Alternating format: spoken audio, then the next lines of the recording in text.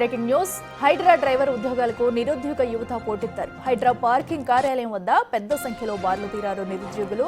ఇటీవల police constable పరీక్షలు రాసి స్వల్ప మార్కులతో తేడాతో దూరమైన వారికి హైడ్రా ప్రాధాన్యత ఇస్తుంది. హైడ్రాలో అవుట్సోర్సింగ్ పద్ధతిలో డ్రైవర్ ఉద్యోగాలకు దరఖాస్తులు స్వీకరిస్తుంది. 3 రోజుల పాటు దరఖాస్తులు స్వీకరిస్తారు.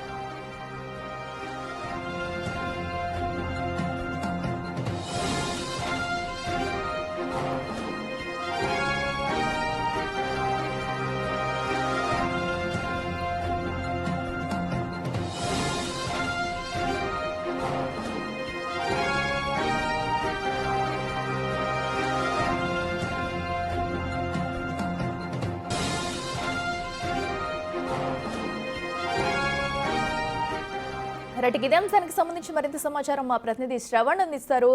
శ్రవణ్ చెప్పినట్టు హైడ్రా డ్రైవర్ ఉద్యోగాలకు సంబంధించి నిరుద్యోగ యువత మొత్తం కూడా అక్కడ దరఖాస్తులు ఇచ్చేందుకు కూడా పెద్ద మొత్తంలో వచ్చినట్టు తెలుస్తుంది. ఇదే మొత్తంగా ఎంత మందిని దరఖాస్తులు తీసుకునే అవకాశం ఉంది? ప్రస్తుతం అక్కడ సిచ్యువేషన్ ఏంటి?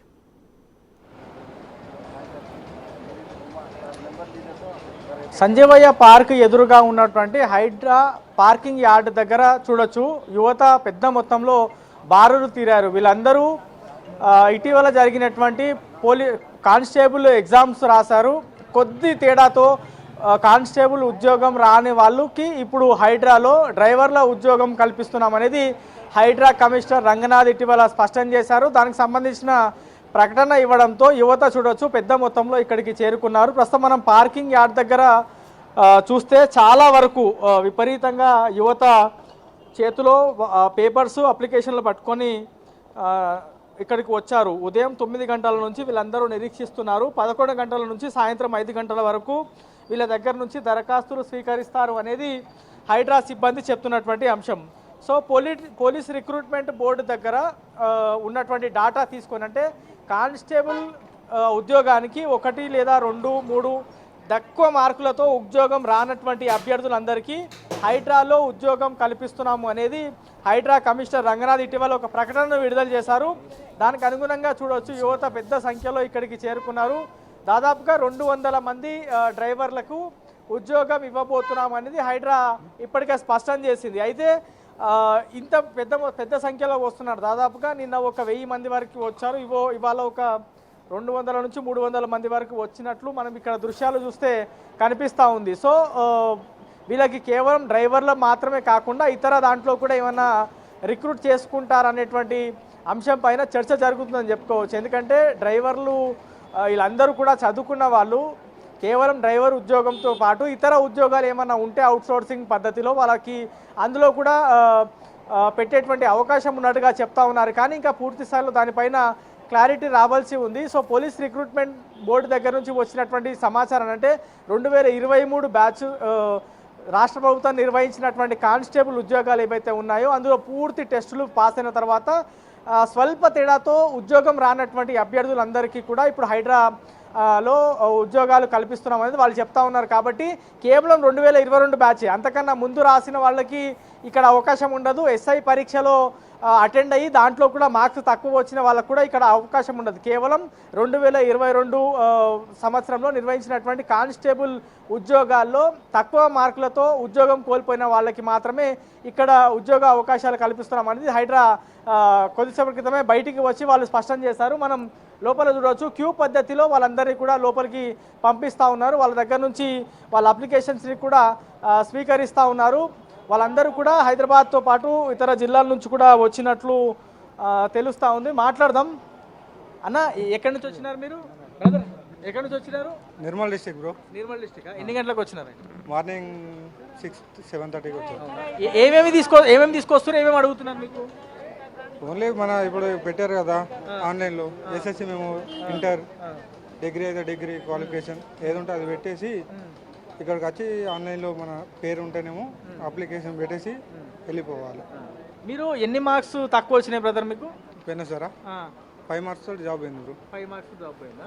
సో ఓన్లీ తక్కువ మార్కులతో జాబ్ పోయిన వాళ్ళకి మాత్రమే ఇక్కడ అవకాశం కల్పిస్తున్నారా? అంటే మన లిస్ట్లో మన నేమ్ ఉందనుకో ఓకే. అంటే లాస్ట్ టైం ఎగ్జామ్ రాసి ఫెయిల్ అయినా కూడా వాళ్ళకి లేదు.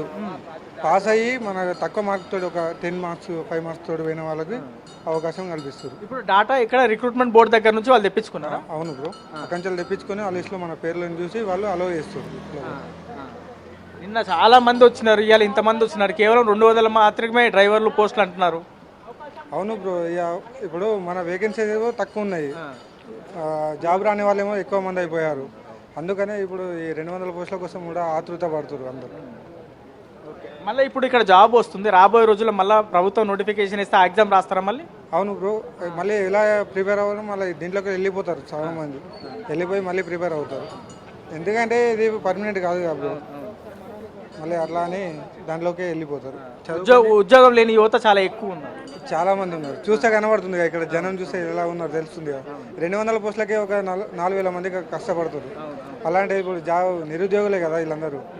అందుకనే ఈ 200 పోస్టుల కోసం కూడా కష్టపడి ఏదో ఒక చిన్న జాబ్ చేసుకుని ప్రోత్సహించుకోవాలి, ఫ్యామిలీని ప్రోత్సహించాలని ఆరాటపడదాము తప్ప ఏం లేదు. నువ్వు నిర్మల్కేనే వచ్చినావు, ఇప్పుడు ఇలా కాకపోతే మళ్ళీ రేపు రమ్మంటే ఏడు ఉండాలి, హోటల్ తీసుకొని ఉండాల్సిందే కదా. తప్పదు కదా బ్రో, మనకు ఒకటి కావాలని కూడా ఒకటి వదులుకోవాల్సిందే. అమౌంట్ పెట్టుకుని ఎక్కడనో లాడ్జిల్లో బస్ స్టాండ్లో ఎక్కడ ఉండి మళ్ళీ నిరూపించుకోవాలి కదా. All the best brother. So మొత్తానికి చూడొచ్చు కదా, యువత పెద్ద సంఖ్యలో ఇక్కడికి చేరుకున్నారు. నిన్న ఇవాళ రేపు ఈ 3 రోజుల పాటు వీళ్ళ దగ్గర నుంచి అప్లికేషన్లు స్వీకరించనున్నారు.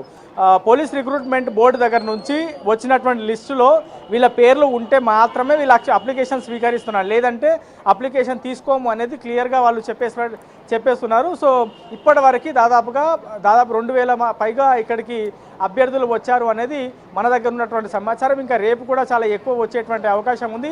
ఈ అప్లికేషన్ స్వీకరించిన తర్వాత ఎవరు ఎలిజిబుల్, ఎవరు పేరు ఉంది, వాళ్ళ టాలెంట్ ఏంటంటే అన్ని విషయాలు తెలుసుకున్న తర్వాత వీళ్ళకి ప్రత్యేకంగా ట్రైనింగ్ కూడా ఇచ్చేటువంటి అవకాశం ఉంది. సో హైడ్రా కొంత ఉద్యోగం లేని వాళ్ళకి ఉద్యోగం కల్పించేటువంటి ప్రక్రియ కూడా స్టార్ట్ చేసిందని చెప్పుకోవచ్చు. సో 11 గంటల నుంచి సాయంత్రం 5 గంటల వరకు ఈ ప్రాసెస్, అప్లికేషన్ స్వీకరణ ప్రాసెస్ అనేది కొనసాగుతుంది.